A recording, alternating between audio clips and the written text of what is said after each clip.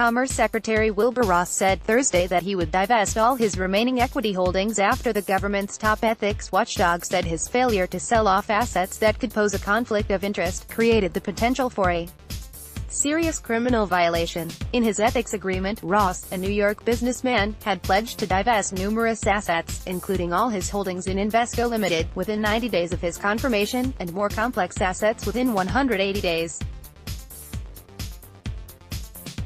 But in reports filed in the last month by the Office of Government Ethics (OGE), Ross disclosed sales of assets which, the filings said, he had inadvertently failed to sell on time, including at least $20 million worth of Invesco shares.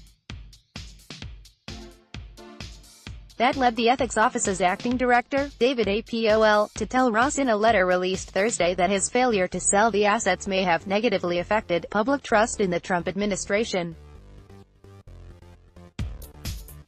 A review by the top ethics official in the Commerce Department of Ross's calendars, briefing books and correspondence found no evidence that Ross violated conflict of interest laws, Apol wrote. He added, however, that your failure to divest created the potential for a serious criminal violation on your part and undermined public confidence. Ross defended himself in a statement. My investments were complex and include hundreds of items, he said, adding that he self-reported his errors and worked with Commerce's ethics office to avoid conflicts. Ross said that to restore public trust, he would sell equities he was allowed to retain under his ethics agreement and place the proceeds in U.S. Treasury securities. Lack of consultation. Apol also faulted Ross for using short sales in a bid to divest stocks in time to meet the deadline set in his ethics agreement without first consulting ethics officials at the Commerce Department. Ross has taken short positions on 5 stocks. Ross used a short sale in October to dump as much as $250,000 worth of stock in Navigator Holdings Limited, a shipping firm that did business with a petrochemical company linked to associates of Russian President Vladimir Putin. The sale came shortly after he learned the New York Times was preparing an article on the investment. Under the terms of Ross's ethics agreement, he wasn't required to divest his holdings in the company. The transaction wasn't disclosed for 7 months while ethics officials reviewed it. He said he used a short sale because he didn't have access to the shares to sell them and that there was no profit or loss on the transaction. Ross also sold between $20 million and $50 million worth of Invesco shares last December, about 8 months after he had promised to divest them, explaining that he mistakenly believed the holdings had already been sold.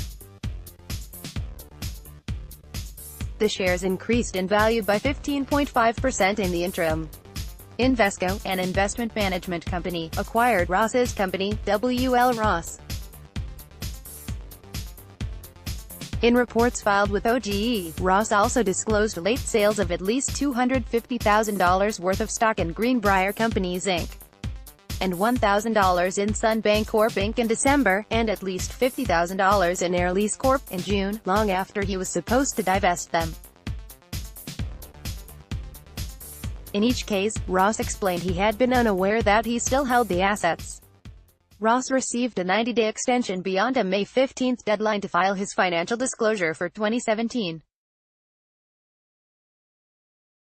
Apol urged the Commerce Secretary to devote the resources necessary to ensure the report is accurate, and avoid any self-help remedies in future attempts to comply with ethics rules.